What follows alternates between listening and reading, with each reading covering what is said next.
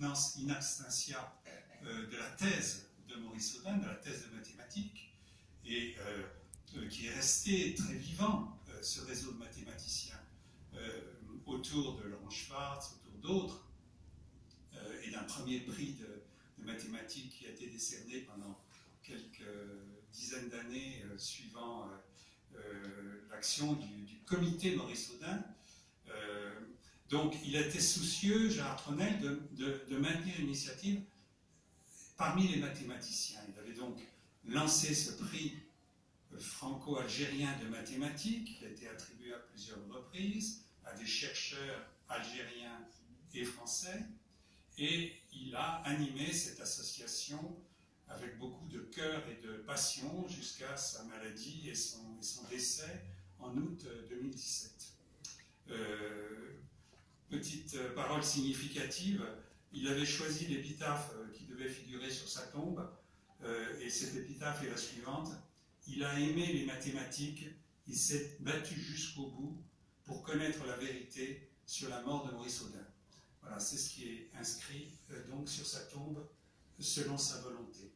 Alors, après son décès, eh bien, on s'est dit on ne va pas laisser tomber cette association de Maurice Audin, et son président Pierre Mansart en a relancé l'activité. Et on a vite été confronté à justement une actualité nouvelle avec, en janvier de cette année 2018, lors d'un hommage à Gérard Tronel à l'université de Jussieu, justement à l'occasion d'une rencontre de mathématiciens, on a été confronté à des déclarations de Cédric Villani, qui est donc médaille Fields de mathématiques, mathématicien tout à fait reconnu, et qui par ailleurs s'est rapproché du parti du président de la République et a eu des échanges avec lui. Et qu'est-ce qu'il nous a dit le 12 janvier de cette année à l'université de Jussieu? Il nous a dit: le président de la République m'a confié son intime conviction que Maurice Audin a été exécuté par l'armée française. C'est les mots exacts qu'il a prononcés. Exécuté par l'armée française. Ah bon? On s'est dit, mais il a tout de suite ajouté, mais il le dira quand il le voudra, etc. Bon. N'empêche qu'il a répété ses propos, entendus de la bouche du président, lors d'un entretien à l'Humanité. Il a eu un interview avec l'Humain, réalisé par Maud Vergnol, chef de la rubrique politique de l'Humanité, qui est paru le 22 janvier. Et dans cette interview, eh bien, il réitère, si je puis dire, on lui demande: vous aviez co-signé une lettre au président de la République en mai 2017, oui, bon. En avez-vous parlé directement avec Emmanuel Macron? Est-il prêt à reconnaître l'assassinat de Maurice Audin par l'armée française? Il demande Maud Vergnol. Oui, j'ai eu l'occasion de m'en entretenir directement avec le président Macron. Et à la fin de ce paragraphe, il ajoute: enfin, et surtout, il a fait part de son intime conviction que, effectivement, Maurice Audin a été assassiné par l'armée française. À Jussieu, il avait dit exécuté, là, il dit assassiné. Donc, il réitère. Macron, de son côté, il a fait un petit pas en retrait, car le 13 février, rencontrant des journalistes, il a dit, Maud Vergnol était présente d'ailleurs, et peut en témoigner, qu'il n'était pas raisonnable de reconnaître un crime d'État sans avoir les preuves. Donc, il n'y a pas de preuves. Donc, petit pas en arrière, le 13 février, de la part du président de la République. Ça n'a pas empêché le journal L'Humanité, le 14 février, de publier un nouveau témoignage bien en évidence en une, et puis ça n'a pas empêché Cédric Villani de participer le 15 février à une conférence de presse à l'Assemblée nationale en compagnie d'un député, Sébastien Jumel, donc pour réitérer la demande. Ça a été filmé, Josette Audin était là, présente, elle s'est exprimée et la demande a été renouvelée d'une reconnaissance. Une reconnaissance Villani répète ce qu'il affirme avoir entendu de la bouche du président. Ce que ce même président ne veut pas dire lui-même, en gros, ou n'a pas encore décidé de dire lui-même. C'est un peu notre rôle d'association, on l'a rappelé au début, de continuer à interpeller pour que les choses soient reconnues par les pouvoirs politiques français, et notamment le président de la République. Par ailleurs, le président de la République, il avait téléphoné le 11 juin dernier à Josette Audin et lui avait affirmé qu'on pouvait compter sur lui, il dirait les choses, dirait la vérité. Des indiscrétions, je le mentionne aussi, mais qui ne viennent pas de Cédric Villani, mais qui viennent de gens qui fréquentent l'Élysée, et nous disent que, après son élection, donc en mai 2017, le président Macron a demandé, et avance en coup de fil à Josette le 11 juin, a demandé des dossiers, des témoignages, je ne sais pas trop quoi, mais en tout cas, il en est venu à la conclusion, il en serait venu à la conclusion qui correspondrait à ce qu'il a dit à Cédric Villani. Bon. Mais il n'est pas prêt à le dire et il hésite à passer à l'acte, probablement en proie à des réticences de la part de certains milieux que vous pouvez supposer. Bon, voilà. Alors voilà où on en est. On en est avec quand même cette situation depuis le début de l'année 2018, qui est quand même très, très gênante, où des choses sont dites, des choses sont rapportées, et rien n'est confirmé, escalité par le président de la République. Voilà. Bon, alors l'association, je termine cette intro, parce que c'est à vous de parler. L'association, elle a pris une position, dans sa déclaration récente par exemple, et elle la réitérera. Nous demandons une reconnaissance immédiate de ce que l'on sait et de ce que le pouvoir peut reconnaître, peut et doit reconnaître. Nul n'est besoin de recherches plus avancées pour savoir que Maurice Audin a été enlevé, a été détenu, a été torturé et est mort pendant sa détention,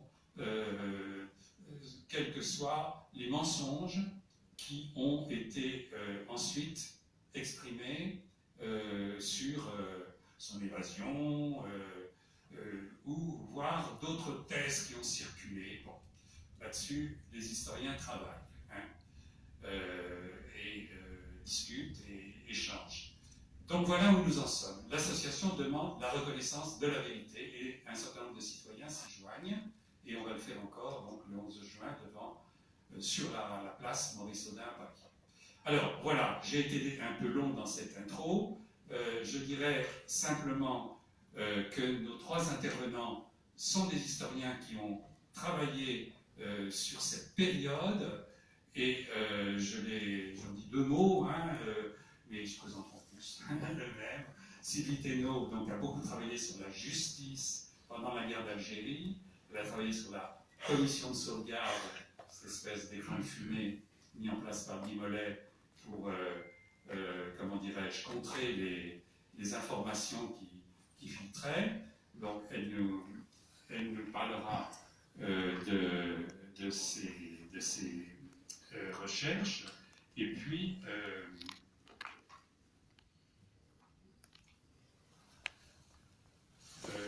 Fabrice Seputi a travaillé, a publié un livre, Fabrice il est là, il a publié un livre qui s'intitule La bataille d'Einaudi et qui porte donc sur le boulot qu'a développé Jean-Luc Einaudi, considérable, surtout sur le 17 octobre 1961, mais il a lui-même travaillé sur les archives et notamment des fiches établies par un service de police qui a recensé des enlèvements de personnes qui, pour la plupart, se sont trouvées, comme on dit, disparues pendant la dite bataille d'Alger.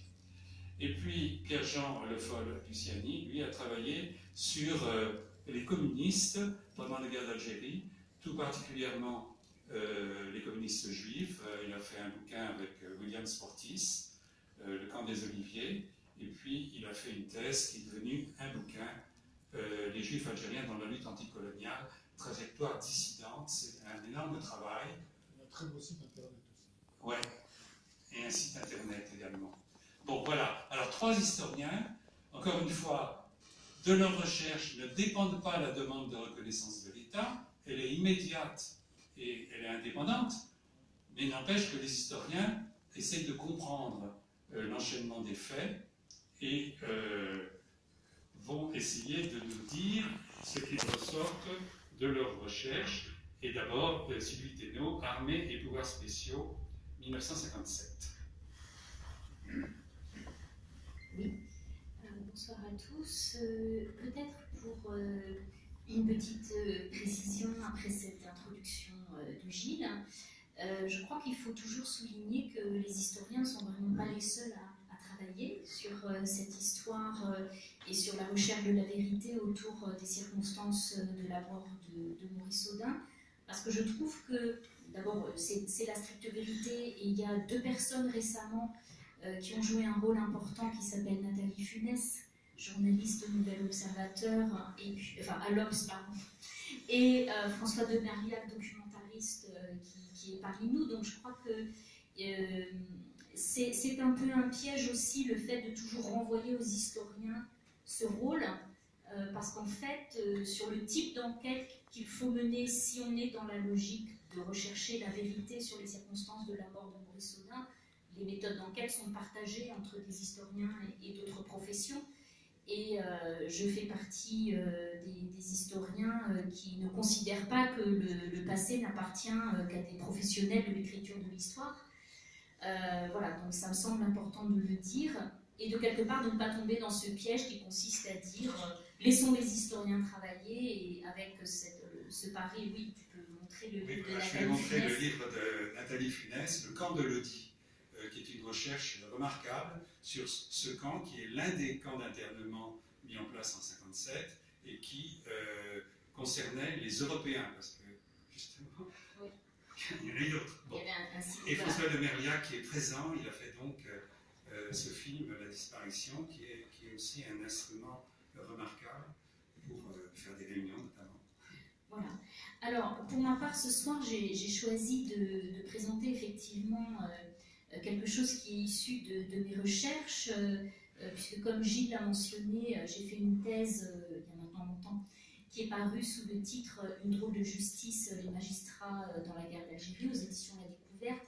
Mais en réalité, le fait qu'il y ait eu des procès devant les tribunaux militaires, notamment des partisans de l'indépendance, des gens du PCA, du MNA, du FLN, ou d'autres personnes qui avaient pu soutenir la lutte pour l'indépendance, est en fait lié directement à l'existence d'une législation d'exception. Ça concerne directement ce qui nous occupe ce soir, parce que ce que je voudrais faire là, c'est rappeler que l'action des militaires à Alger en 1957 est une action légalement encadrée.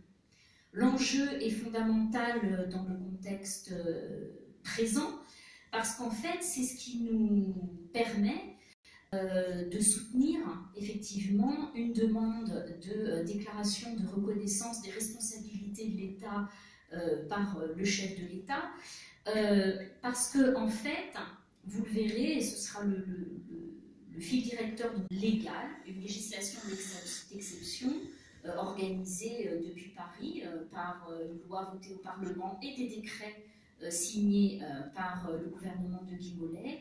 Eh bien, il y a une implication au-delà des responsabilités militaires. Et il me semble que c'est très important à démontrer, parce que cela permet de soutenir le fait que, effectivement, une déclaration peut être faite, même si ça n'empêche pas qu'ensuite une éventuelle commission sur la vérité puisse être formée, parce qu'on est bien dans une responsabilité de l'État qui engage aussi le pouvoir politique. quelles que soient les hypothèses dont on discute autour des circonstances de la mort de Maurice Audin, il y en a 3, si je résume. Il y a l'hypothèse d'un décès sous la torture, il y a la thèse que Pierre Vidal-Naquet a toujours défendue, qui était que Maurice Audin avait été étranglé par le lieutenant Charbonnier, et puis il y a une autre hypothèse qui serait une exécution par un commando spécialisé dans des exécutions sommaires aux ordres de Sarès. Dans tous les cas, il est mort après avoir été arrêté par l'armée et du fait des agissements de l'armée. Alors, le cadre légal et en quoi est-ce qu'il implique les militaires?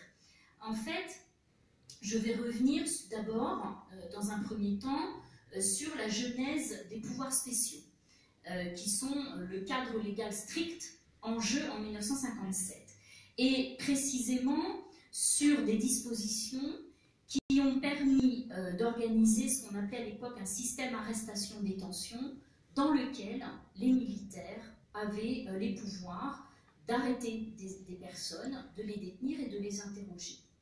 Alors, genèse des pouvoirs spéciaux, il faut remonter à la loi d'état d'urgence. Alors, pendant longtemps, j'avais beaucoup de mal à parler de cette loi, maintenant c'est très facile, tout le monde la connaît.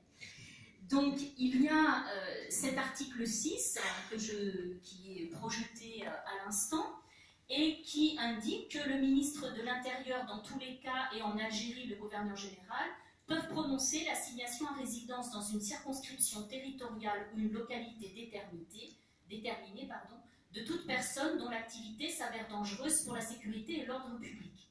Il y a une précision fondamentale qui a été ajoutée par les parlementaires auxquels le projet de loi d'état d'urgence avait été soumis, disant « En aucun cas, l'assignation à résidence ne pourra avoir pour effet la création de camps ». En réalité, dès le mois de mai, la loi est votée fin mars 55, elle date du 3 avril, des camps sont ouverts. Mais en 1955, ce sont des camps qui sont sous responsabilité préfectorale, dans lesquels les militaires n'interviennent pas. Donc il s'agit de suspects arrêtés, éventuellement par l'armée, par la police, mais qui sont ensuite placés sous responsabilité des autorités civiles. La loi d'état d'urgence a pris fin en Algérie en décembre 1955, parce que le gouvernement d'Edgar Faure a dissous l'Assemblée nationale, et il était prévu que la loi prendrait fin à ce moment-là. Il y a eu des élections législatives en janvier 1956, à la suite desquelles le gouvernement de Guy Mollet a été formé, et le gouvernement de Guy Mollet, lui, a obtenu du Parlement, avec les suffrages des députés communistes, une nouvelle loi, qui est la diapositive suivante, si vous voulez bien, qui est... Ah non, c'est la suivante encore. Voilà. Qui est... une loi. Alors attendez, j'ai dû me tromper dans l'ordre des diapositives. Vous pouvez aller après, je crois que je l'ai mise après. Voilà, c'est celle-ci.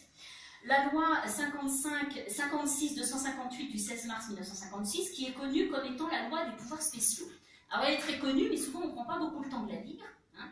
La loi des pouvoirs spéciaux, c'est une loi qui, en fait, comme son intitulé vous l'indique, permet au gouvernement de mettre en œuvre un vaste programme de réforme économique et administrative en Algérie, mais ce qui est très important, en matière répressive, c'est son article 5, disant que le gouvernement disposera en Algérie des pouvoirs les plus étendus pour prendre toute mesure exceptionnelle commanditée par les circonstances en vue du rétablissement de l'ordre, de la protection des personnes, des biens et de la sauvegarde du territoire. Ça, c'est une carte blanche qu'obtient le gouvernement de Guy Mollet, et à partir de là, le gouvernement de Guy Mollet remet en vigueur des dispositions de l'état d'urgence par décret, mais en les approfondissant. Donc si vous voulez bien revenir à la diapositive précédente, voilà. Et donc il y a ce décret fondamental du 17 mars, le lendemain de la loi, qui, dans ce que vous voyez ici, son article 1er, remet en vigueur l'assignation à résidence, qui pour l'instant n'est toujours qu'une disposition dont usent les pouvoirs préfectoraux et les autorités civiles, mais ce décret a un article 11, je crois. Alors, je crois qu'il faut aller 2 diapositives plus loin, parce que je ne les ai pas mises bien. Voilà. Article 11 du même décret du 17 mars 1956. Le gouverneur général peut instituer des zones dans lesquelles la responsabilité du maintien de l'ordre passe à l'autorité militaire, qui exercera les pouvoirs de police normalement impartis à l'autorité civile. C'est grâce à ce texte que le 7 janvier 1957, le général Massu est dépositaire des pouvoirs de police à Alger. L'encadrement est ce décret, fondé sur la loi des pouvoirs spéciaux. Par ailleurs, il y a également une modification qui concerne l'assignation à résidence et qui permet aux militaires d'obtenir ce pouvoir. C'est la diapositive suivante. C'est cette circulaire de Robert Lacoste, qui est donc ministre résident en Algérie, c'est-à-dire qu'en fait, il est le représentant du gouvernement français en Algérie. Il a été nommé par Guy Mollet à la suite de la fameuse journée des tomates, puisque Guy Mollet avait d'abord nommé le général Catroux, et puis il a été refusé par la foule algéroise mobilisée. Donc Robert Lacoste est nommé en février 1957 à Alger. Et donc, le 11 avril 1957, Robert Lacoste rédige une circulaire dont vous avez ici deux extraits, qui délègue le pouvoir d'assigner à résidence au IGAM, au préfet IGAM, avec la possibilité de les subdéléguer aux autorités militaires. C'est fondamental parce que ça veut dire qu'à partir du 11 avril 1957, les militaires peuvent soit signer seuls des arrêtés d'assignation à résidence, soit en obtenir la signature auprès d'autorités préfectorales. À Alger, le système qui est mis en place, c'est que Paul Tedjen, secrétaire général de la préfecture de police d'Alger, est en charge de signer des arrêtés d'assignation à résidence lorsque les militaires lui présentent des dossiers et des demandes d'assignation à résidence. Et la circulaire de Robert Lacoste indique également que les personnes assignées à résidence à la demande des militaires ou bien par les militaires eux-mêmes seront détenues dans des centres de détention qui sont sous la responsabilité des autorités militaires, alors que jusque-là, il y avait des camps d'internement, mais uniquement sous responsabilité civile. Et ces lieux s'appellent des camps de triage, et il prévoit qu'il existera un camp de triage par secteur ou par sous-secteur militaire. Maurice Audin a été détenu dans un lieu qui s'appelait le CTT d'El Biar. En fait, ces fameux camps de triage ont fini par être nommés centre de triage et de transit ou centre de tri et de transit. Donc, vous voyez là de deux façons comment l'action des militaires à Alger était cadrée légalement. Elle était cadrée parce que les militaires ont obtenu la délégation des pouvoirs de police, fondée sur un décret des pouvoirs spéciaux, loi elle-même votée par le Parlement. Et deuxièmement, parce que à partir de cette circulaire de Robert Lacoste, qui est fondée elle-même sur le décret, lui-même fondé sur la loi des pouvoirs spéciaux, eh bien, il a existé tout à fait officiellement des lieux de détention militaires dans lesquels les militaires pouvaient conduire leurs interrogatoires et détenir de simples suspects. Alors, progressivement, l'habitude s'est forgée sur des détentions durant de 1 mois à 3 mois dans les dits CTT. C'est devenu le langage habituel.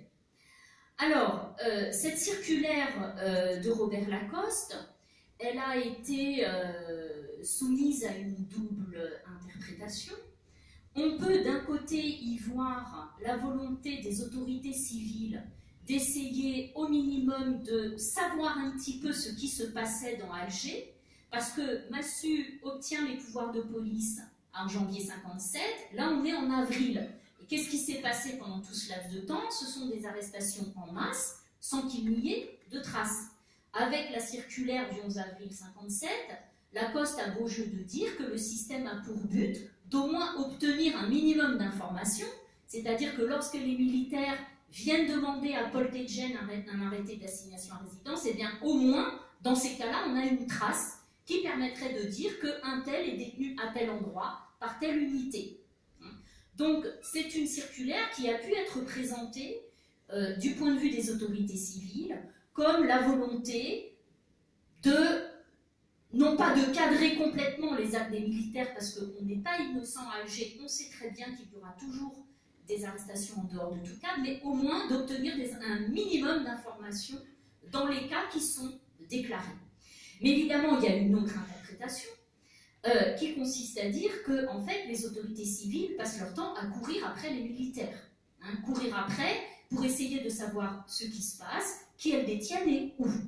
Et de fait, les CTT, qui ont existé jusqu'à la fin de la guerre, sont restés des lieux qui sont restés les plus difficiles à pénétrer par les commissions d'enquête jusqu'au bout, y compris à partir de 1960, il y a en interne des commissions d'inspection des centres de détention administrative qui sont mises en place, et les CTT restent des lieux dans lesquels il est difficile de pénétrer, il est difficile d'enquêter. Quand on peut y enquêter, on s'aperçoit qu'il y a systématiquement des gens dans les CTT dont la détention n'est pas couverte par un arrêté d'assignation à résidence alors qu'elle aurait dû l'être. Donc, ces centres de triage et de transit n'ont pas permis de fait la meilleure information, en tout cas la totale information sur les actes des militaires. Il n'empêche que l'intérêt pour nous historiens, c'est qu'ils ont quand même permis la production de tout un encadrement légal qui est pour nous à minima une source d'information par les arrêtés d'assignation à résidence et les dossiers, qui est arrêté, où sont-ils détenus. Et puis bien sûr, il a toujours jusqu'au bout existé des lieux de détention en dehors des centres de triage et de transit. Voilà. En tout cas, pour moi, ce qu'il y avait d'important à souligner dans ce rappel, c'était que les militaires agissent dans un cadre légal organisé, suivant la volonté du Parlement. La loi des pouvoirs spéciaux, c'est une carte blanche gouvernement de Guy Mollet, et des décrets du gouvernement de Guy Mollet, ce qui veut dire qu'au-delà des actes des militaires que l'on peut identifier dans le cas de Maurice Audin, c'est bien tout un système répressif qui apparaît. Et ce n'est pas qu'un système répressif militaire. C'est un système répressif qui a l'encadrement légal que je viens de vous présenter. Ce qui veut dire que le pouvoir politique a évidemment des responsabilités à reconnaître, et pas en termes de complicité, en termes d'élaboration d'un système répressif à partir d'un cadre légal fixé depuis Paris et avec une cascade jusqu'à Alger, mais on n'a pas affaire à des militaires agissant seuls en dehors de tout cadre. Évidemment, si on voulait aller jusqu'au bout de cette question de la légalité, il reste la question de la torture qui reste illégale jusqu'au bout de la guerre. Mais là, je vous renvoie aux travaux de Raphaël Branche, qui démontrent que même si la torture est restée illégale, elle a été encouragée, tolérée et légitimée, encouragée par les instructions sur la lutte contre le nationalisme algérien, qui préconisent toujours deux éléments fondamentaux. Là, je me fonde sur les travaux de Raphaël Branche pour le dire. D'une part, le caractère d'urgence, et d'autre part, le secret qui doit encourager les arrestations pour éviter qu'une filière soit alertée lorsque l'un des leurs a été identifié par les militaires et est détenu. Toléré, évidemment, parce qu'il y a absence de sanctions de ceux qui pratiquent la torture, et légitimé, puisqu'on a, pendant la bataille d'Alger elle-même, avec notamment le colonel Trinquier, le développement d'une morale alternative de la guerre. Si vous lisez La guerre moderne du colonel Trinquier, il distingue le terroriste du militaire et du guérillero en disant que le premier, le militaire, respecte les lois de la guerre, le guérillero ne les respecte pas, mais en combattant par les armes, il risque sa vie au combat et il sait qu'il court le risque d'être fusillé, donc il a aussi le droit à une certaine forme de respect dans la lutte contre lui d'un certain nombre de lois de la guerre. En revanche, le terroriste est quelqu'un qui défie les lois de la guerre, qui tue sans s'exposer et qui, à ce titre, doit prendre ses responsabilités en cas d'arrestation. Et, je cite le colonel Trinquier, il devra alors, comme un soldat, affronter la souffrance et peut-être la mort. Donc, voilà, c'était le mot sur lequel je voulais terminer, mais bien argumenter, en fait, cette demande de la reconnaissance des responsabilités de l'État en allant au-delà des actes des militaires sur lesquels on est en général focalisé. Je pense que c'est fondamental de revenir sur le cadre légal, parce que c'est ce qui permet, in fine, d'argumenter sur ces responsabilités de l'État. Et je pense qu'il n'y a pas de discussion quand on prend le temps de connaître la législation des pouvoirs spéciaux, qui est celle qui réglemente l'activité des militaires à Alger en 1957. Merci Sylvie. Ce rappel était effectivement nécessaire, car il y a, au-delà des responsabilités de l'armée, des responsabilités politiques. Et c'est peut-être là où s'expriment, naissent plutôt des blocages par rapport à cette demande de reconnaissance, car ces responsabilités politiques mettent en cause, à des titres divers, mais beaucoup de forces politiques de la société française. Alors, Fabrice Resecuti, donc, a travaillé sur les enlèvements suivis de disparitions durant la bataille d'Alger, de la soi-disant bataille d'Alger, je voudrais dire, et en particulier sur le rôle de Paul Tedjen. Vas-y. Alors, mon intervention pourrait s'intituler Maurice Audin, un parmi des milliers, ou Maurice Audin et les autres. On sait tous ici qu'il y a eu un très grand nombre de personnes qui sont mortes entre les mains des militaires durant la Grande Répression d'Alger, dont on n'a jamais retrouvé les corps et qui n'ont jamais réapparu. Le système qui a produit cette réalité a été amplement analysé, décortiqué, notamment par Voisine de Gauche, par Raphaël Branche, à Montréal par Thierry Naquet. Seulement, à ce jour, que savons-nous de tous les autres? Bien peu de choses, il faut le dire. Combien furent-ils? Nous ne le savons pas précisément, nous ne le saurons jamais précisément. Nous disposons d'un chiffre qui est devenu mythique, qui est celui que Paul Tedjen a déclaré en disant que dans l'exercice de ses fonctions qui ont été rappelées tout à l'heure par Sylvie, il avait décompté 3024 disparitions. Un chiffre qui est à l'évidence beaucoup trop précis pour être exact, si je puis dire. Alors, quels étaient les noms, les histoires de tous ces gens? Nous en savons à ce jour extrêmement peu. Et on peut le dire, je disais ça tout à l'heure, que c'est finalement l'ultime victoire symbolique des seigneurs de la guerre au terrifiant caprice, comme disait Jean-Paul Sartre, des parrains, que d'avoir réussi à faire disparaître aussi symboliquement, pas seulement physiquement, tous ces gens. Alors moi, je vais vous présenter assez modestement une archive que j'ai trouvée par hasard en travaillant à Aix-en-Provence pour un article sur Paul Tedjen. Une archive qui, à mon avis, peut nous permettre de progresser sur cette question. Il s'agit essentiellement d'un fichier. Alors un fichier dont on connaissait l'existence, dont on a failli connaître véritablement le contenu en mai 1957, lorsque la commission de sauvegarde a inspecté, comme l'a dit Gilles, au fond pour étouffer le scandale de la torture, mais pour enquêter, la mission que lui avait confiée Guy Mollet, c'était d'enquêter sur d'éventuels excès individuels commis à Alger. Le secrétaire général de cette commission s'appelait Maître Maurice Garçon, et pour sa part, il a enquêté aussi honnêtement qu'il le pouvait, essentiellement auprès des autorités françaises. Dans son rapport, il dit par exemple que, selon ses interlocuteurs, notamment Paul Tedjen et Jean Reliquet, qui était le procureur général d'Alger, la torture était de notoriété publique. Et puis il dit il y a un autre fait extrêmement grave, encore plus grave, dont on parle beaucoup, c'est des gens qui seraient arrêtés et qui ne réapparaîtraient plus jamais.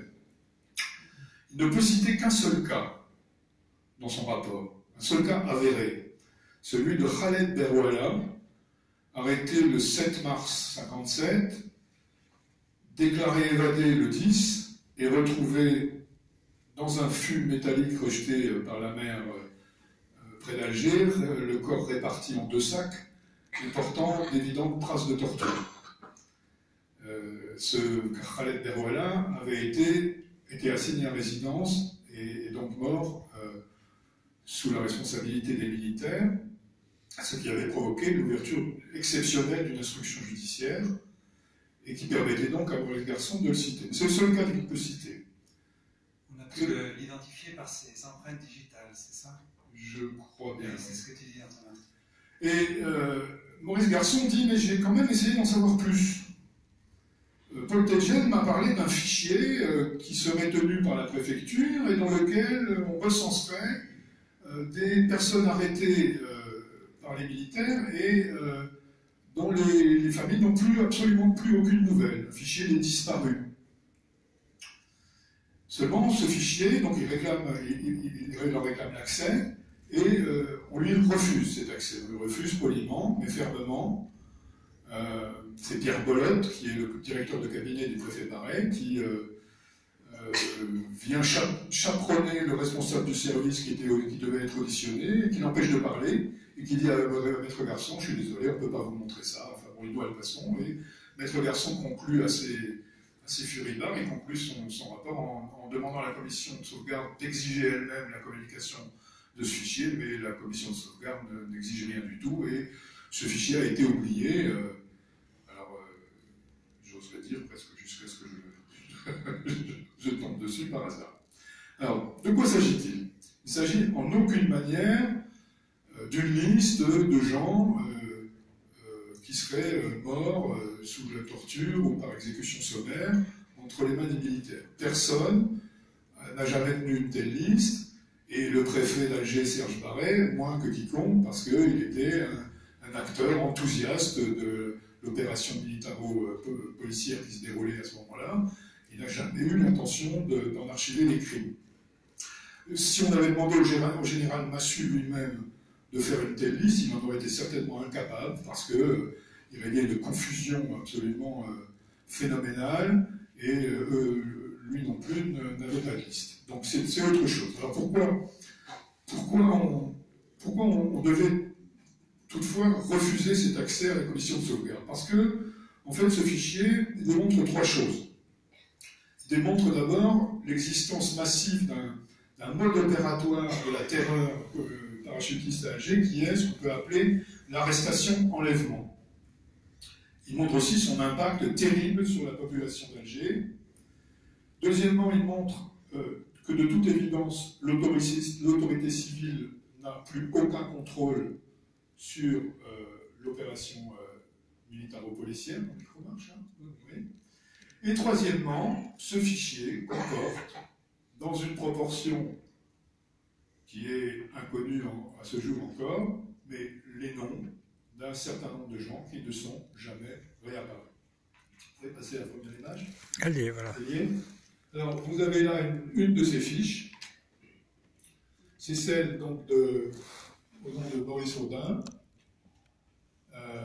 C'est une fiche type, hein, donc c'est toutes les fiches, les 800 fiches, j'ai oublié de dire qu'elles étaient 800, portent donc l'identité légale complète, la profession, le domicile et les circonstances de l'arrestation, qui sont donc rapportées par les familles qui n'ont plus de nouvelles, qui sont venues donc à la préfecture signaler le fait, avec donc ici, en cas de découverte, prévenir Madame Josette Audin. Alors je précise que ce que j'ai trouvé, c'est pas l'intégralité du fichier, il en manque une bonne partie, bon je reviendrai là-dessus plus tard. Alors, bon, pourquoi la préfecture d'Alger a-t-elle engagé cette collecte? Bon, je ne rappelle pas ici tout le contexte de la bataille d'Alger que vous êtes censé connaître. C'est une guerre de renseignement dans laquelle, à la limite, tout Algérien peut être le premier maillon qui permettra de remonter une filière d'interrogatoire en interrogatoire jusqu'à un clandestin de l'organisation politico-administrative du FLN. Hein, c'est cette guerre d'un genre nouveau que Raphaël Branche a bien analysé. Et dans ces conditions, on a immédiatement une véritable explosion des arrestations.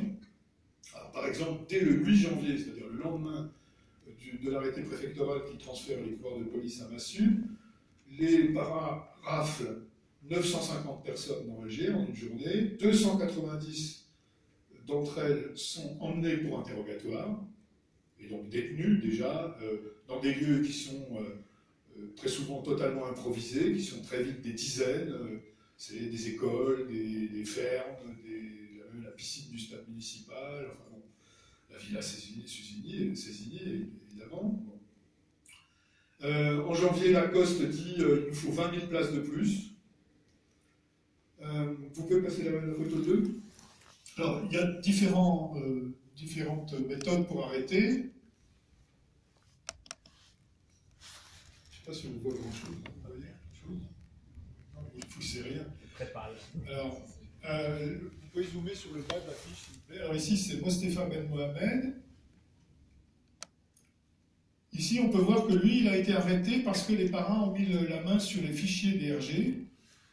Et donc, les premières arrestations sont faites de soit par rafle au hasard dans les rues, soit sur la base du fichier. Un fichier qui avait des fiches parfois très anciennes. Alors ici, on voit que lui, il est arrêté parce qu'il est suspect, je cite, grand admirateur de Nasser, sentiment très hostile à la France, serait un sympathisant notoire du FLN, se déclare très habile horloger et s'intéresse aux pièces détachées de réveil matin, s'indigne franchement de la manière de pacifier de l'armée.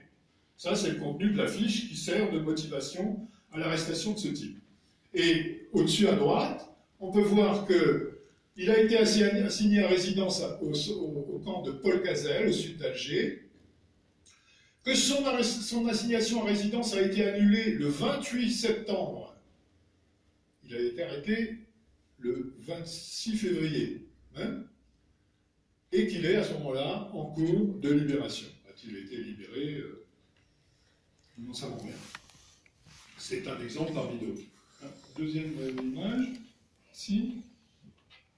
La grève politique de 8 jours appelée par le FLN à la fin du mois de janvier fournit aux parrains un stock considérable de suspects, puisqu'on arrête tout ce qui ressemble à un gréviste, et donc on interroge, et ensuite on se livre à des arrestations ciblées, dont je vais parler tout à l'heure, on fait une typologie. Ici vous voyez le cas d'une personne qui a été raflée. Vous pouvez zoomer sur le bas? Donc il a été arrêté le 22 avril 1957 aux environs de la villa Susini, à midi. Il a été emmené à la villa Susini. Après demande, sa famille a su qu'il n'y était plus et demande de ses nouvelles en cas de découverte, prévenir le capitaine Montaner qui était un dirigeant d'un SAU, c'est-à-dire l'équivalent urbain des SAS. Voilà, qui a été le chef de la responsable de la police auxiliaire de Papon à Paris. Alors, le fichier dont je vous parle permet de faire une typologie des arrestations. On a 800 cas qui sont très certainement représentatifs, c'est un échantillon qu'on peut considérer comme représentatif de l'ensemble des dizaines de milliers d'arrestations qui ont eu lieu cette année-là. Alors, la sociographie sommaire est sans surprise. Le suspect type est un homme, à 99%, j'ai 11 femmes. Il est français musulman, à 99%, je dois avoir aussi quelque chose comme 11 Européens. Il a environ 30 ans, il exerce une profession à faible revenu, mais il est rarement chômeur. Il exerce souvent un métier de contact, comme petit marchand de soupe, garçon de café. Vous pouvez passer la 4 ? Je vous ai sélectionné une fiche type. Voilà, monsieur Boitba, lui il est fripier, il a 27 ans, il est arrêté le 2 juillet à 1h du matin à son domicile par les parachutistes. Alors les gens avaient appris à identifier les parachutistes à la couleur de leur béret. Systématiquement, la famille donne la couleur du béret, et ça c'est les bérets bleus, je ne sais plus, j'arrive jamais à me rappeler, parce que toi non plus. Prévenir sa femme, Madame Boitba-Zouena, même adresse. Voilà. Donc ça, on peut considérer cet homme-là comme un suspect type. Alors c'est l'arrestation à domicile en pleine nuit qui est privilégiée, selon les consignes du commandement. 64% des gens présents dans les fiches sont appréhendés chez eux entre 22h et 6h du matin, avec un pic entre minuit et 3h.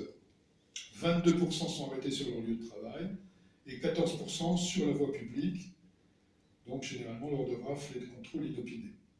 Le scénario le plus fréquent a été très souvent décrit, il est à peu près invariable. Les parachutistes sont souvent accompagnés d'un guide, un indicateur qui est lui-même fréquemment cagoulé et parfois tout juste sorti d'un interrogatoire sous la torture.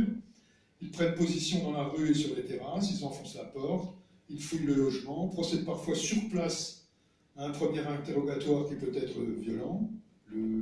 Jean-Marie Le Pen a été accusé d'avoir torturé sur place de cette façon-là dans la presse il y a quelques années. Ils se saisissent d'un ou de plusieurs membres de la famille dont ils possèdent le nom, les chargent leur prise souvent cagoulés dans un camion et continuent une tournée nocturne qui remplit le camion petit à petit jusqu'au petit matin. Il arrive qu'une autre personne que celle qu'on était venu chercher soit arrêtée, un homonyme, quelqu'un qui ressemble au suspect. Et enfin et surtout, aucune explication n'est jamais donnée sur le motif de l'arrestation, ni sur la destination de la personne arrêtée. Et les lieux de détention possibles sont très nombreux, pas toujours répertoriés officiellement, et inaccessibles aux civils, surtout français musulmans. Donc une angoisse s'installe, se diffuse dans les familles, dans le voisinage, et par capillarité dans toute la société algérienne. Raphaël Branche a assez bien décrit tout ça. Ainsi d'ailleurs que par le petit nombre d'Européens communistes ou progressistes qui est visé par les arrestations. Et cette angoisse est immédiatement faite d'une incertitude sur l'intégrité physique du disparu et sur sa survie. Bien des lettres qui motivent la constitution d'une fiche de recherche, dont un certain nombre sont archivées par ailleurs, supplient d'abord qu'on dise si le père, le fils ou le mari est toujours en vie. Et l'inquiétude augmente bien sûr encore en intensité lorsque ce dernier est un enfant ou un adolescent. 6% des signalés à la préfecture ont entre 14 et 18 ans.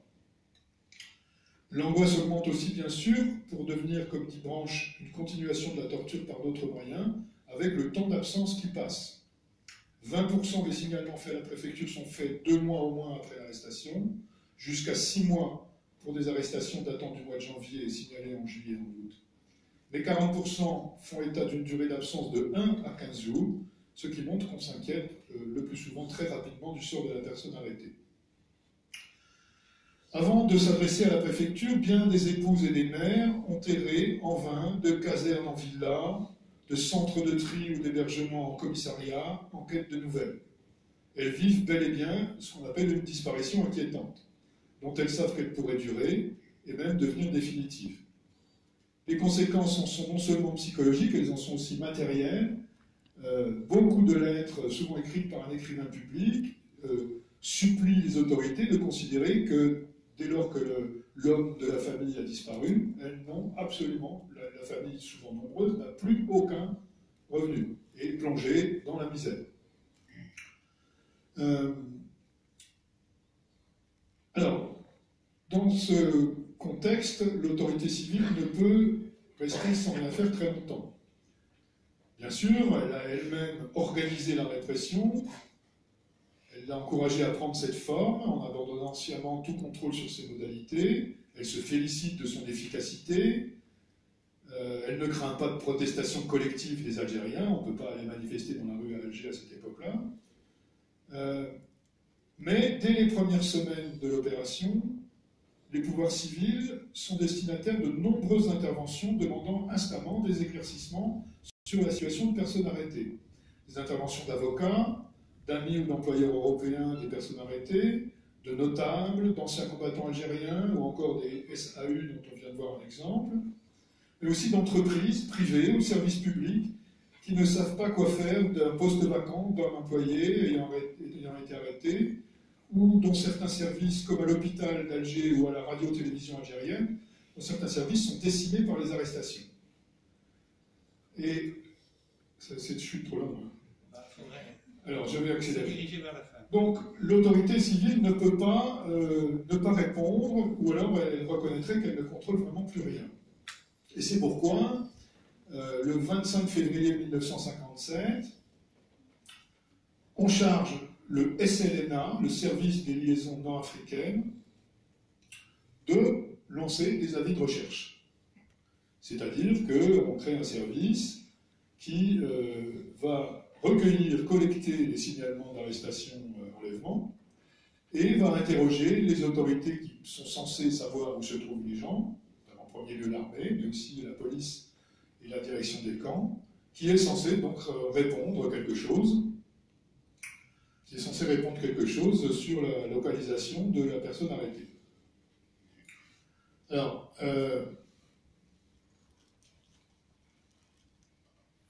les demandes affluent. Les 2 premiers mois, 500 demandes sont collectées, alors que le responsable du SLNA lui-même dit qu'il pense que moins d'une famille sur 3 a osé s'adresser à la préfecture. Ce n'est pas une démarche évidente d'aller se plaindre à la préfecture à Alger à cette époque-là pour un Algérien. D'ailleurs, il se plaint aussi de la concurrence que lui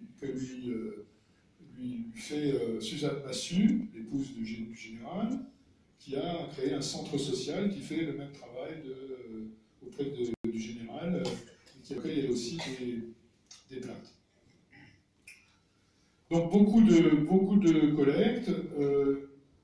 À la fin de 1958, la préfecture aura recueilli 2039 requêtes, sachant qu'en 1958, on continue à réclamer des gens qui ont été arrêtés en 1957. Donc l'objectif est relativement correctement rempli par le SLNA. Et qu'en est-il donc maintenant de son objectif de localiser les personnes arrêtées? Alors là, de son aveu même, c'est un échec massif.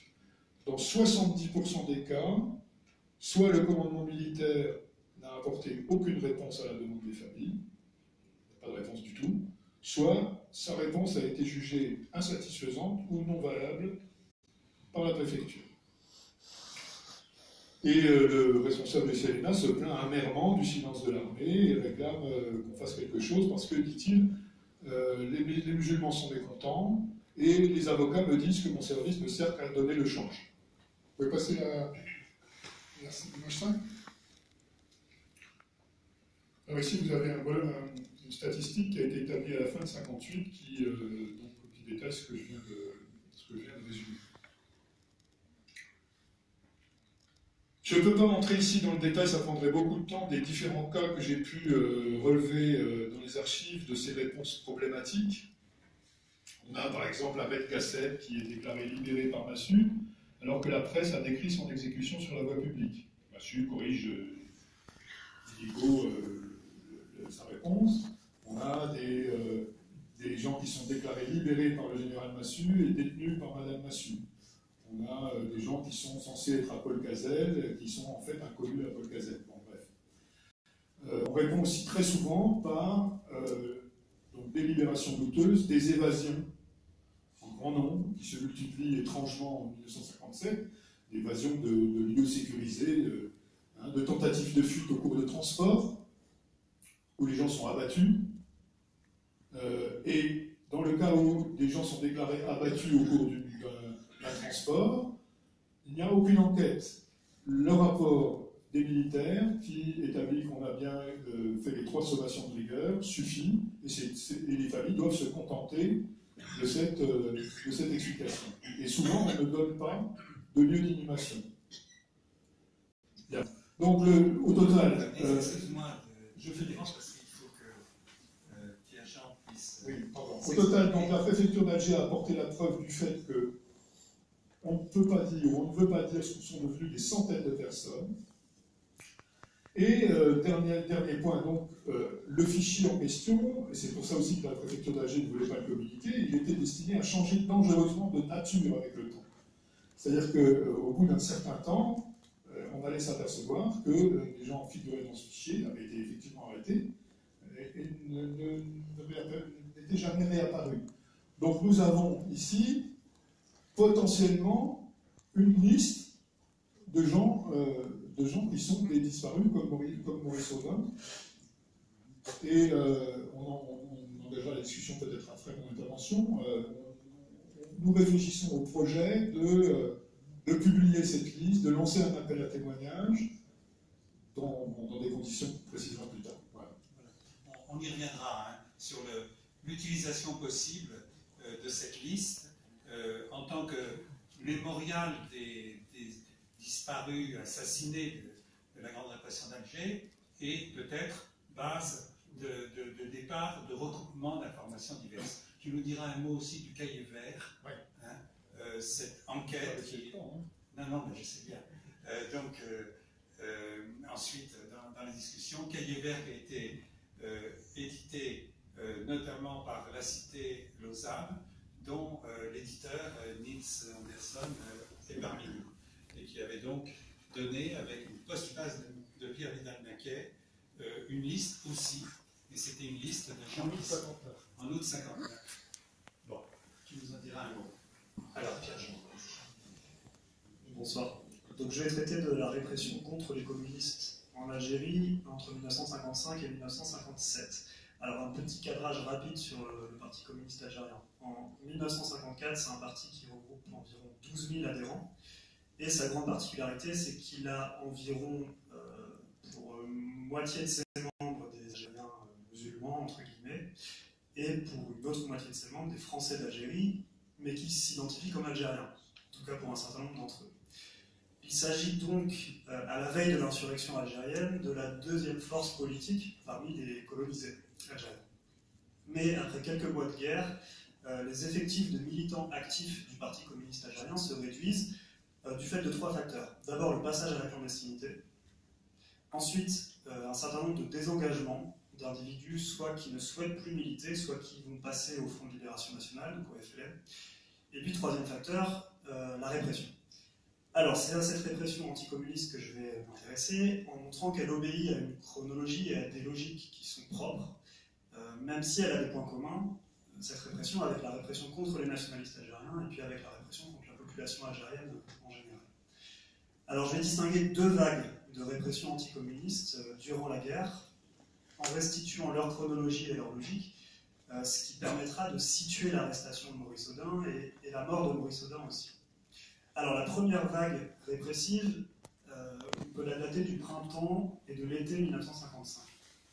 La particularité de cette vague du printemps et de l'été 55, c'est que c'est une vague répressive contre un parti qui est encore légal à ce moment-là. Puisqu'à la différence du principal parti nationaliste qui est le MTLD, qui a été dissous dès novembre 1954 et dont des militants ont été arrêtés à partir de cette date, le Parti communiste algérien a plusieurs mois de répit. Mais dès la fin de l'année 1954, au sein des autorités, s'affirme à la fois en interne et publiquement l'idée selon laquelle le PCA est un acteur de l'insurrection, ou du soutien à l'insurrection, ou qu'il pourrait devenir un acteur de l'insurrection. Alors, rapidement, cette idée elle repose sur trois éléments principaux. D'abord, elle repose sur des prises de position de communistes qui sont connues des autorités. Fin 54, début 55, plusieurs dirigeants du PCA soutiennent verbalement, soit dans des réunions privées, puis dans des réunions publiques, l'insurrection. Deuxième élément, cette idée repose sur des informations qui circulent à partir du printemps 55, informations selon lesquelles des membres du Parti communiste algérien sont montés au maquis, et selon lesquelles la direction du Parti communiste algérien va entraîner le parti dans l'action armée et dans le soutien matériel à l'insurrection. Cette décision du PCA sera actée lors du comité central de juin 55, qui entraîne le parti dans la lutte armée, ou dans le soutien à la lutte armée.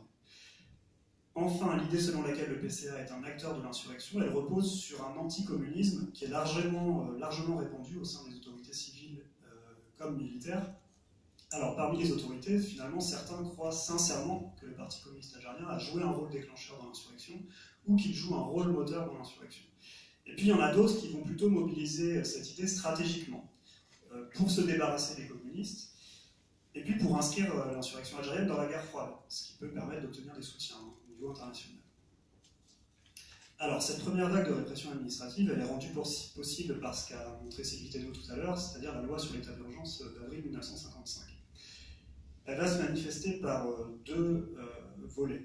D'abord, des mesures contre des militants communistes, des mesures qui vont s'appuyer sur des fichiers qui existaient bien avant la guerre, notamment un fichier de 1952 qui faisait la liste, je cite, des militants communistes dangereux du point de vue national qu'il conviendrait de mettre rapidement en état d'arrestation préventive en cas d'événement grave. Donc les choses sont claires, dès 1952. Alors c'est quoi ces mesures? Mesures administratives, l'internement administratif, l'interdiction de séjour dans un ou plusieurs départements d'Algérie, et puis l'expulsion du territoire algérien.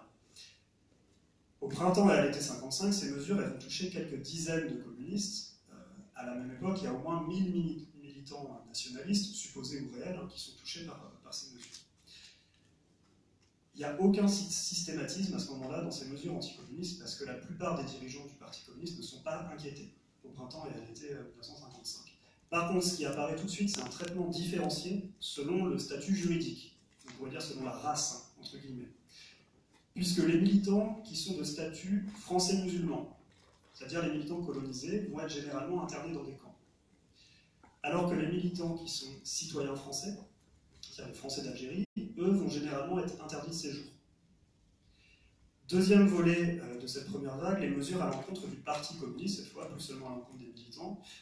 En septembre 1955, donc ça va être un tournant évidemment, le Parti communiste algérien est interdit, de même que ces organisations dites de masse, organisations de jeunes, organisations de femmes, de même que ces journaux, et de même que le quotidien Alger républicain qui est dirigé par des communistes. Alors là, septembre 1955, c'est un tournant, puisqu'à partir de là, il devient illégal d'être un communiste organisé en Algérie. Donc militer au Parti communiste algérien à partir de cette date veut dire nécessairement militer clandestinement et parfois vivre en clandestinité totale. Alors ça veut dire quoi militer au Parti communiste algérien à partir de là? Deux possibilités. On peut militer au sein de l'organisation politique clandestine du PCA, ce qui concerne quelques centaines de militants sur le sol algérien. Ces militants doivent être chargés de sauvegarder l'organisation et de sauvegarder ses dirigeants. Et c'est notamment le rôle qu'a eu Boris Audin dans l'organisation.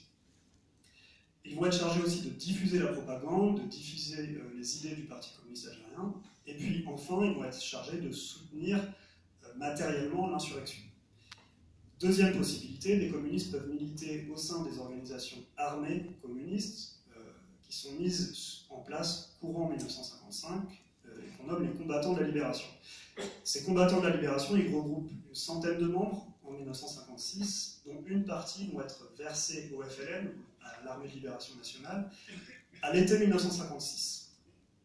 Voilà pour la première vague. Alors bien sûr, ce que je viens de dire là sur le passage à la clandestinité nous ouvre sur des modes répressifs différents pour la deuxième vague, qui va courir de l'hiver 1955 à l'été 1957. Cette deuxième vague va être caractérisée par plusieurs nouveautés ou plusieurs inflexions. On pourrait résumer ça par trois termes: une judiciarisation de la répression, une militarisation de la répression, c'est pas antinomique d'ailleurs les deux, et puis troisième élément, une brutalisation de la répression, ou une radicalisation si on veut. Première inflexion. À partir de décembre 1955, la police puis l'armée vont démanteler un certain nombre de réseaux clandestins du PCA. Alors, ces réseaux, soit ils sont composés de communistes qui dépendent du PCA, soit ils sont composés d'anciens communistes qui dépendent du FLN, mais que les autorités vont identifier comme des communistes. Alors, il s'agit d'une part de réseaux armés, notamment à Constantine, à Oran, à Alger et à Blida, et d'autre part de réseaux politiques du Parti communiste algérien, surtout à Oran et à Alger. Et c'est dans ce cadre-là que Boris Audin va être arrêté en juin 1957, le démantèlement des réseaux politiques du PCA. Ces démantèlements ils vont aboutir à une répression judiciaire, ce qui est une nouveauté à partir de la fin 1955. Les tribunaux civils et les tribunaux militaires vont inculper environ 150 communistes ou anciens communistes en 1956-1957, et la plupart d'entre eux vont être jugés en 1957-1958, et plusieurs d'entre eux vont être condamnés à mort. Un seul sera exécuté, Fernand Lifton. Juste pour situer, 150 communistes à une période où plus de 25 000 militants, supposés ou réels, sont jugés dans l'ensemble de l'Algérie.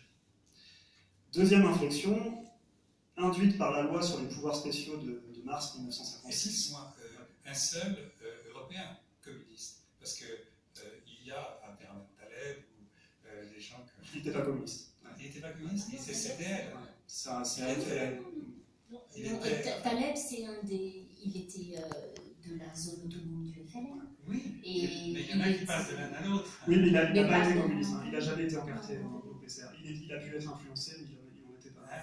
Donc vraiment, Enfin, à ma connaissance, voilà. un seul exécuté. Voilà. Parce que les communistes algériens, indigènes, si je puis dire, eux, subissent le sort Il n'y a d'autres pas eu internés. de communiste algérien indigène de guillotine. Il n'y en a pas eu. De guillotine. Bon, enfin, il y en a eu des condamnés à mort, en tout cas. Oui, c'est ça. Abdelkader Guerrouch. Exactement. C'est la distinction que je faisais Pas entre guillotiné, parce condamné que. à mort et exécuté. Ouais, d'accord. Ok. Alors, deuxième réflexion. Je demande à voir. La loi sur les pouvoirs spéciaux de mars 1956, qui a été exposée tout à l'heure par Sylvie Thénault, cette loi, elle va permettre un renforcement de la répression administrative. Donc il y a toujours évidemment la répression administrative, hein, et pas seulement cette répression judiciaire. Alors là, on peut distinguer une chronologie spécifique à la répression anticommuniste sur le plan administratif, puisque les mesures d'internement et d'expulsion contre les communistes vont être prises le même jour à l'encontre de dizaines de communistes, supposés encore une fois ou réels, au rythme de différentes affaires qui vont impliquer des membres, d'anciens membres du Parti communiste dans la lutte armée. La désertion d'Henri Maillot en avril 1956 donne lieu à des mesures administratives. Le démantèlement des réseaux armés d'Alger et d'Oran en septembre 1956 aussi. L'arrestation de Fernand Yveton en novembre 1956 aussi, c'est-à-dire que quelques jours après son arrestation, 120 communistes dans toute l'Algérie vont être internés ou expulsés. Et la dernière grande vague de mesures administratives va avoir lieu après l'arrestation des époux Guerrouch et de leur réseau à Alger en janvier 1957. On peut distinguer deux profils parmi les cibles de ces mesures administratives. Premier profil, c'est des militants qui ont été arrêtés dans le cadre des démantèlements des réseaux dont j'ai parlé, mais qui n'ont pas été présentés aux tribunaux, qui ont été relaxés par les tribunaux ou qui ont été libérés de prison après une condamnation. Deuxième profil, ça va être des militants qui sont simplement soupçonnés d'être actifs dans la clandestinité. Et parfois, une note de renseignement d'une ligne suffit à ce que le soupçon soit établi et la mesure prise. Le traitement différencié selon le statut juridique se poursuit, ainsi qu'un traitement différencié selon le sexe des militants. Comme en 1955, les hommes communistes musulmans sont internés dans des camps. À la différence de 1955, les hommes communistes français ne sont plus beaucoup expulsés d'Algérie, mais ils sont internés eux aussi dans des camps, et plus précisément dans un camp, le camp de Lodi. Enfin, les femmes communistes françaises sont expulsées vers la France. Combien de communistes ont été concernés par ces mesures d'internement ou d'expulsion administrative? Je dispose d'un chiffre pour le seul département de Constantine, en 1956, 200 militants.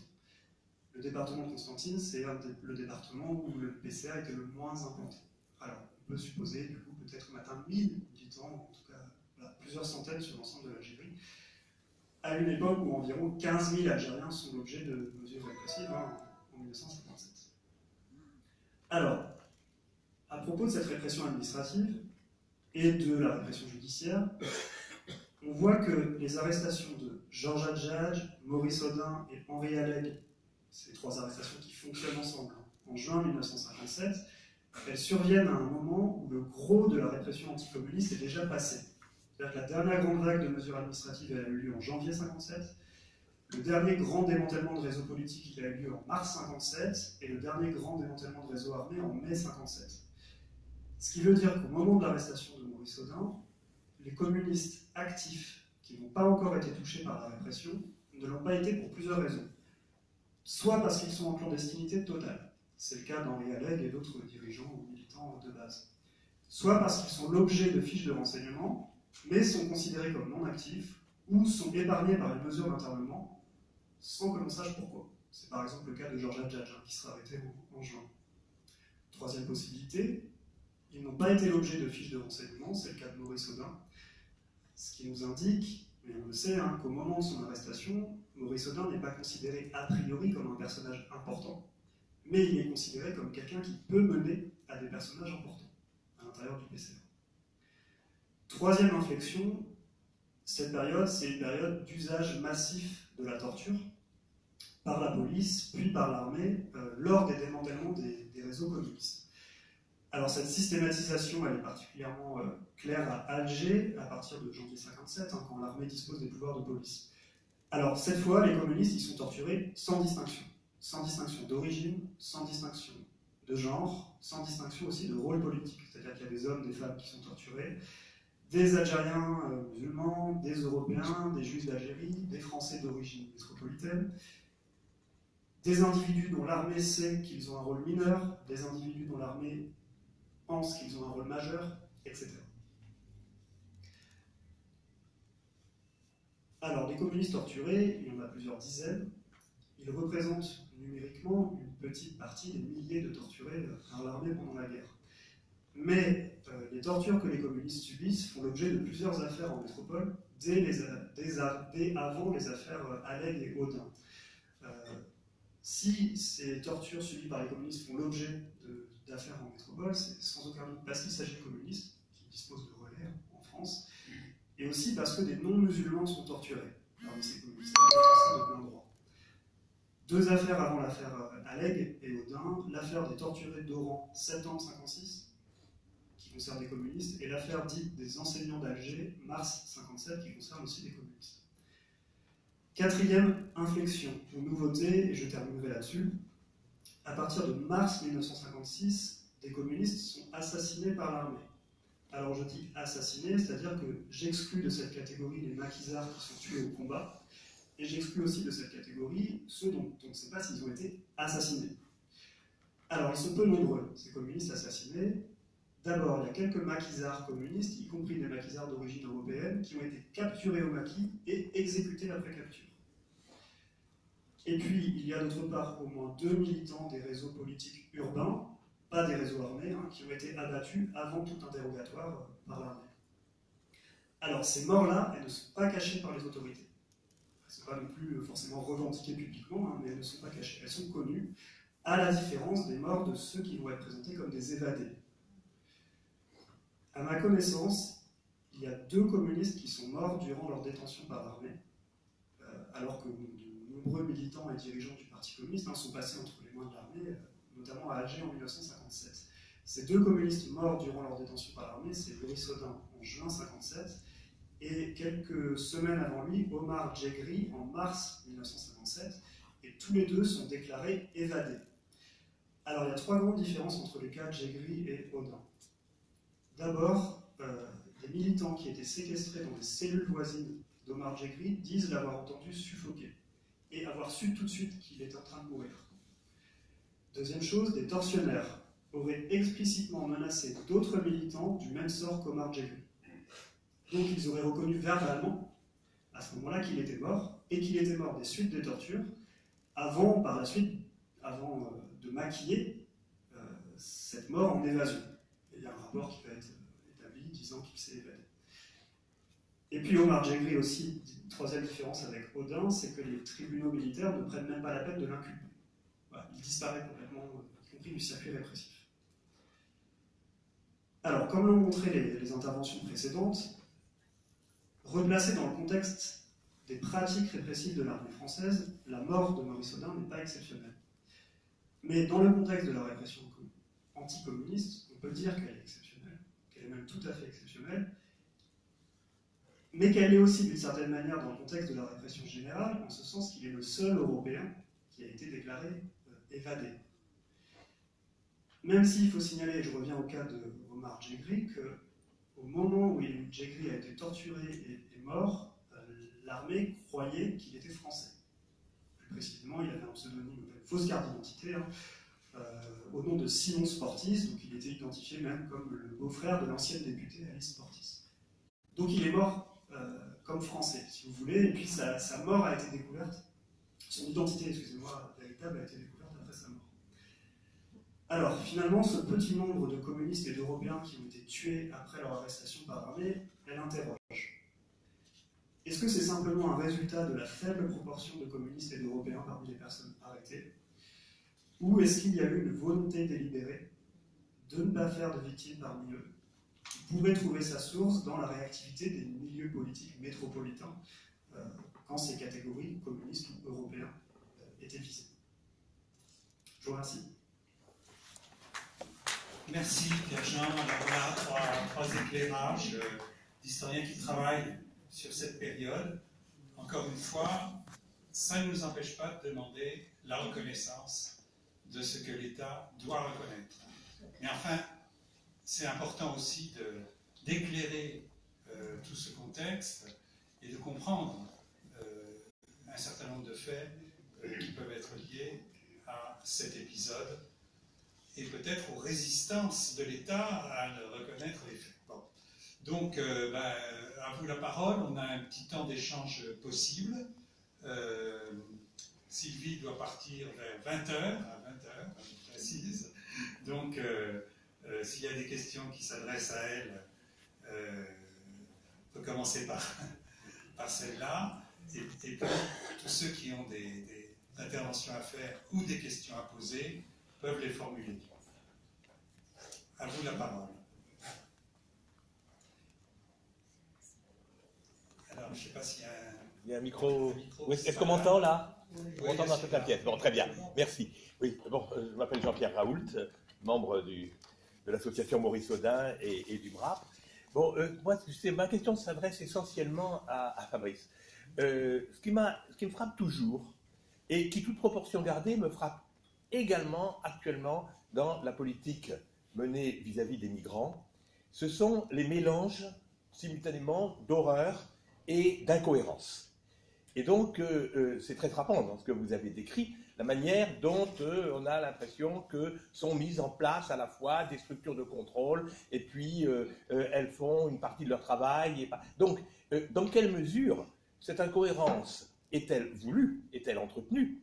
Et dans quelle mesure est-elle due aux conditions de travail qui sont faites à des gens qui, pour certains, auraient peut-être quand même une certaine sincérité dans la mission qui leur était donnée, en principe, d'établir certains éléments de vérité. Et de manière plus ponctuelle, moi, il y a une personnalité qui m'a toujours beaucoup intrigué, c'est celle de Ted Jen. Quel était effectivement le rôle de Ted Jen? Parce que par certains côtés, à l'époque, je me souviens, hein, j'étais jeune, je m'intéressais déjà beaucoup à la question, et Ted Jen était souvent présenté comme quand même un honnête homme, disons, et en même temps, son rôle l'a amené à couvrir énormément d'actes dont il savait que c'était des exactions. Donc j'aimerais bien avoir un peu des précisions là-dessus. Vas-y. Alors, si j'ai bien compris la première partie de votre question, les gens qui font avec beaucoup d'application ce travail hallucinant de rechercher ce que sont devenues les personnes arrêtées donc,